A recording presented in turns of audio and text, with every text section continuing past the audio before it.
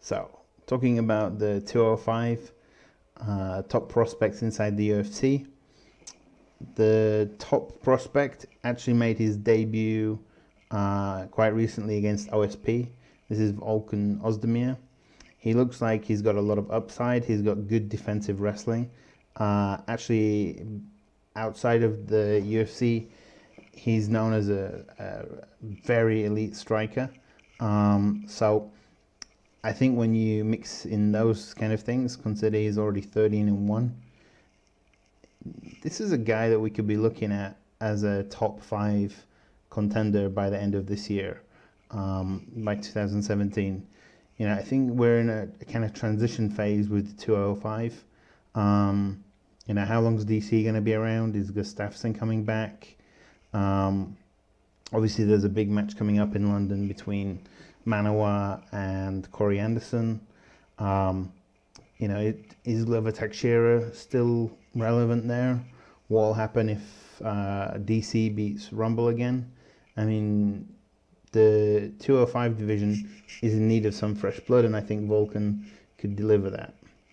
Number 2 on my list, Abdul Kerim-Edilov, 16-4, 25 years old, and the 6'3" Russian has a good mixture of wins via TKO and submissions. He has been vulnerable on the ground. You know, if he can correct that, you know, I think it's very possible. He doesn't need to become, you know, super dangerous. He just needs to learn how to defend himself. You know, we saw that from Michael Bisping. You know, once Bisping learned defensive wrestling, he became much more effective in the octagon. So if Edilov can do that, he could do well at 205. And rounding out the list is Paul Craig. From Scotland at UFC 209. He's actually fighting another really good prospect in Tyson Pedro. You know, Tyson Pedro's 5-0, submission artist. Craig's 9-0. He's also submission artist. I think I'm picking Craig to win that fight. But either or both of those guys have bright futures at 205 in the UFC. I really look forward to that fight because of this. So that's my top 3 for the 205 light heavyweight division in the UFC. Yeah, outside the UFC at light heavyweight, there's a lot of very good fighters. The number 1 on this list, Rashad Yusupov, just went 8-0. He's a 24-year-old, very well-rounded, very calm, great counter-puncher, current M1 champion. And I just watched him beat the number 10 on this list. I think there's a lot of upside for this guy. You know, especially with UFC going into Russia, I could see them signing him. And obviously, I think the step up in competition is going to be very good for him. But yeah, 24 years old, he looks like he could be a top fighter for a long time to come. Number 2 on the list, Magomed Ankalev, is 8-0. A very tough kid, fought very experienced opponents, and he's been taken into the deep waters.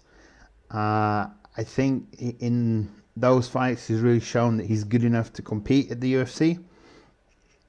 Obviously, at his age, it's still about the evolution and how he'll adapt to the UFC, but I think he's got everything to be a top 10 contender in the light heavyweight division. Number 3, Marcin Pracino, 12-2. Certainly a stand-up heavy game, but he has a 7-fight win streak. Currently, he's at home at 1 championship. I think he's got everything it takes right now to move across to the UFC and have a good run. It's just a matter of whether he wants to leave his home in 1, where I'm sure he's been well paid, to come to the UFC to prove himself. Number 4 on my list, Shamil Gazmatov, is 11-0. I do have questions about the level of competition he's fought so far, so take that 11-0 for what it's worth. He's got a lot of potential. I think he's still 1 or 2 steps away from the UFC. I'd like to see him come to the US or Canada, fight on some of the regional shows there before stepping up into the UFC. But he's certainly one with potential, I'd say. Number 5, Carl Moore. The Irishman is 7-1, only losing to UFC light heavyweight Paul Craig. Very well-rounded martial artist who I'm sure will end up in the UFC in the next couple of years. He's got a fight coming up for the Cage Warrior title in March. Number 6 on my list is Boris Polzahey, 13-5. That's a lot of experience for a 23-year-old. He's made a great career comeback, and he's riding a 11-fight win streak. So in his first 7 fights, he went 2-5. Like I said, 23 years old. He's improving quickly, and if he continues on his current trajectory, he will land in the UFC. I think maybe 2018. But I think the step up in competition again, he needs a couple of levels move before he's ready for the UFC. Number 7 on this list, Cameron Olson, 7-2. He's a 27-year-old fighting a 4-fight win streak. He's fighting out of Rufus Sport, a very, very well-rounded fighter with stand-up and ground game. I think he could even show up at 185. He could move down to middleweight to make the UFC, but he's currently competing at 205, and I would say there's an argument at the moment that the 205 division is easier than the 185. Number 8 on the list, Marcin Wojcik, 10-4, but on an 8-fight win streak. He could become the KSW champion in 2017 in May this year.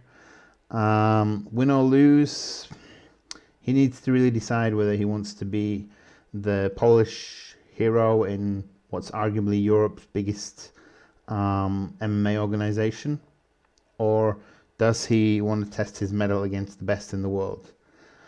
I don't know what his plans are, post the big KSW show in May.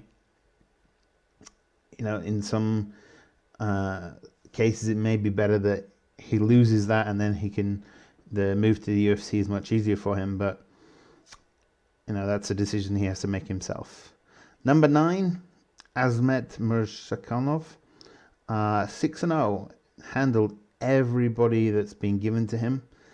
I think that's the best I can say, is he's handled every task that's been handed to him very well, but those were not the hardest tasks.